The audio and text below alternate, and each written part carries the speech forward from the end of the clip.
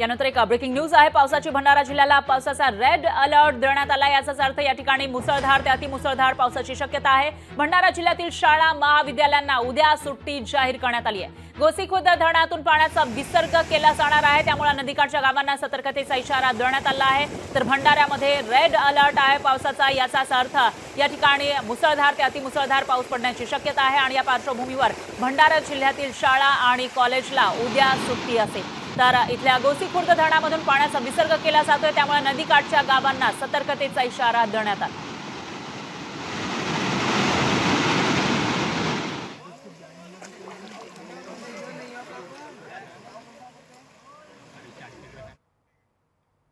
दरम्यान सोयगाव तालुक्यामध्ये ढगफुटीसारखा पाऊस झाला आहे। जोरदार पावसामुळे खटकाळी नदीला महापूर आलाय।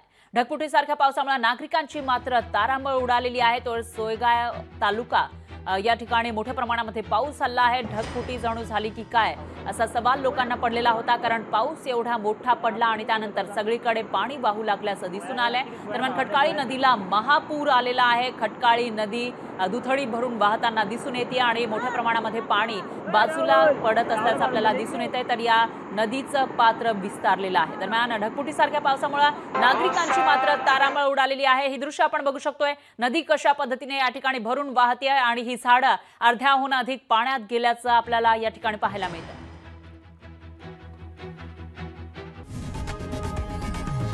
लोकशाही मराठी ऐका, पहा, जागरूक रहा।